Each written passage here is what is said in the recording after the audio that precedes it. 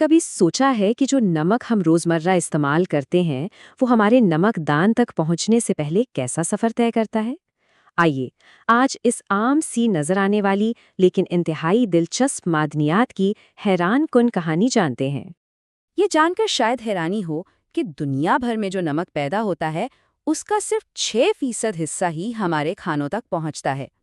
صرف 6%۔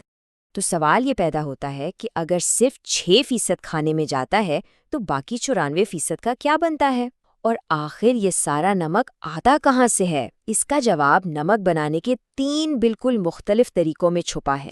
اس سے پہلے کہ ہم نمک بنانے کے طریقوں پر بات کریں، یہ سمجھنا بہت ضروری ہے کہ نمک کا بنیادی کردار باورچی خانے میں نہیں بلکہ صنعت میں ہے۔ یہ ہماری جدید انڈسٹری کی ریڑھ کی ہڈی ہے۔ اندازہ کریں 50% سے زیادہ کیمیکل مصنوعات جیسے صابن، شیشہ، کھاد، یہاں تک کہ پلاسٹک، ان سب کو بنانے کے لیے بنیادی خام مال نمک ہے۔ خاص طور پر کیمیکل انڈسٹری میں الیکٹرالسس نامی ایک عمل کے ذریعے نمک کو کلورین اور کاسٹک سوڈا میں توڑا جاتا ہے، اور یہ وہ بنیادی اجزاء ہیں جو ان گنت مصنوعات بنانے میں استعمال ہوتے ہیں۔ چلیے اب شروعات کرتے ہیں نمک بنانے کے سب سے قدیم اور قدرتی طریقے سے، یعنی سولر ایویپوریشن یا سورج کی حرارت سے پانی کو بخارات بنانے کا عمل۔ یہ ہزاروں سال پرانی ٹیکنیک ہے جو سورج کی گرمی اور ہوا کی طاقت استعمال کرتی ہے، لیکن اس کی ایک شرط ہے۔ یہ صرف ان گرم اور خشک علاقوں میں ہی کام کرتی ہے جہاں بارش سے کہیں زیادہ تیزی سے پانی بھاپ بن کر اڑ جاتا ہے۔ اس کا طریقہ بہت سیدھا سادہ ہے۔ پہلے سمندر کا پانی بڑے، کم گہرے تالابوں میں جمع کیا جاتا ہے، پھر سورج اپنا کام دکھاتا ہے۔ پانی آہستہ آہستہ بخارات بن کر اڑتا جاتا ہے، جس سے پانی زیادہ سے زیادہ نمکین ہوتا جاتا ہے۔ آخر میں جب سارا پانی اڑ جاتا ہے تو پیچھے صرف نمک کی ایک تہہ بچ جاتی ہے، جسے ہاتھوں یا مشینوں سے اکٹھا کر لیا جاتا ہے۔ اچھا، تو یہ تو تھا سمندری نمک۔ اب دھوپ والے ساحلوں سے نکل کر زمین کی گہرائیوں میں چلتے ہیں، جہاں نمک کو ایک بالکل مختلف طریقے سے نکالا جاتا ہے۔ یہاں ہم بات کر رہے ہیں راک سالٹ کی۔ یہ وہ نمک ہے جو لاکھوں سال پہلے کے سمندروں کے خشک ہونے سے بنا اور وقت کے ساتھ ساتھ زمین کی تہوں میں دب گیا۔ یہاں طریقہ کار بہت طاقتور ہے۔ کان کن پہلے چٹان کے نچلے حصے میں ایک گہری لکیر کاٹتے ہیں، پھر چٹان میں سوراخ کر کے دھماکہ خیز مواد بھرا جاتا ہے، اور پھر ایک بڑے دھماکے سے ہزاروں ٹن نمک ٹوٹ کر الگ ہو جاتا ہے، جسے پھر کچل کر اوپر لایا جاتا ہے۔ یہ طریقہ خاص طور پر سڑکوں پر جمی برف پگھلانے والے نمک کے لیے استعمال ہوتا ہے۔ اور ان کانوں کا پیمانہ واقعی حیران کن ہے۔ جیسا کہ دی سالٹ ایسوسی ایشن بتاتی ہے، صرف برطانیہ کی نمک کی کانوں میں 140 میل سے زیادہ سرنگیں ہیں۔ یہ کراچی سے حیدرآباد کے فاصلے سے بھی زیادہ ہے۔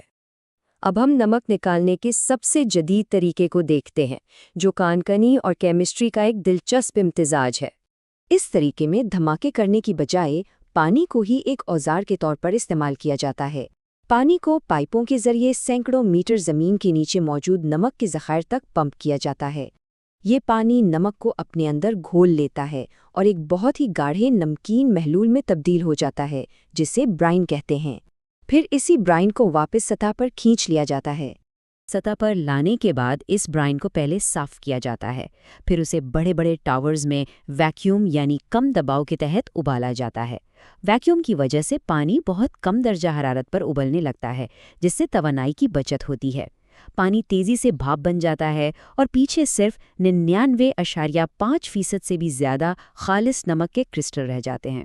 ہمارے گھروں میں استعمال ہونے والا زیادہ تر ٹیبل سالٹ اسی طریقے سے بنتا ہے۔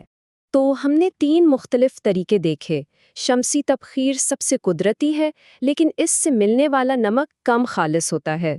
راک مائننگ سے بہت زیادہ مقدار میں نمک نکلتا ہے، لیکن وہ بھی مکمل طور پر خالص نہیں ہوتا۔ جبکہ سلوشن مائننگ اور ویکیوم ایواپوریشن کا طریقہ سب سے پیچیدہ اور مہنگا ہے، لیکن اس سے ہمیں سب سے خالص نمک حاصل ہوتا ہے۔ لیکن نمک کو زمین سے نکالنا یا سمندر سے حاصل کرنا کہانی کا صرف پہلا حصہ ہے۔ اس کے بعد کیا ہوتا ہے، یہ اس بات کا تعین کرتا ہے کہ وہ ہماری پلیٹ تک کس شکل میں پہنچے گا۔ یہاں قدرتی اور پروسیس شدہ نمک کا فرق واضح ہوتا ہے۔ ہمالین پنک سالٹ جیسے قدرتی نمک کو صرف صاف پانی سے دھو کر خشک کیا جاتا ہے تاکہ اس میں موجود قدرتی معدنیات محفوظ رہیں۔ دوسری طرف عام ٹیبل سالٹ کو صنعتی طور پر ریفائن کیا جاتا ہے، جس میں اسے کیمیکل سے صاف اور سفید کیا جاتا ہے، اور اس میں گٹھلیاں بننے سے روکنے کے لیے اینٹی کیکنگ ایجنٹس بھی شامل کیے جاتے ہیں۔ صنعتی ریفائننگ کے دوران ایک اہم کام اور بھی کیا جاتا ہے، اور وہ ہے آیوڈائزیشن۔ دنیا کے کئی حصوں میں آیوڈین کی کمی ایک بڑا صحت کا مسئلہ ہے، اس لیے عوامی صحت کو بہتر بنانے کے لیے نمک میں تھوڑی مقدار میں آیوڈین شامل کیا جاتا ہے۔ یہ عمل بہت احتیاط سے کیا جاتا ہے۔ ایک کنویئر بیلٹ پر چلتے ہوئے نمک پر پوٹاشیم آیوڈیٹ کے محلول کا سپرے کیا جاتا ہے، اور پھر اسے اچھی طرح مکس کیا جاتا ہے تاکہ ہر ذرے میں آیوڈین کی صحیح مقدار شامل ہو جائے۔ اور یہ ہمیں واپس وہیں لے آتا ہے جہاں سے ہم نے شروع کیا تھا۔ نمک کے کل استعمال میں سے کیمیائی صنعت، سڑکوں کی صفائی اور زراعت جیسے شعبے سب سے بڑا حصہ استعمال کرتے ہیں، جبکہ ہمارے کھانے میں استعمال ہونے والا حصہ صرف 6% ہے۔ تو اگلی بار جب اپنے کھانے پر ایک چٹکی نمک ڈالا جائے تو یاد رکھیے گا کہ یہ صرف ایک ذائقہ نہیں، بلکہ یہ قدیم سمندروں، جدید ٹیکنالوجی اور انسانی تاریخ کی ایک پوری کہانی ہے جو اس نمک دان میں بند ہے۔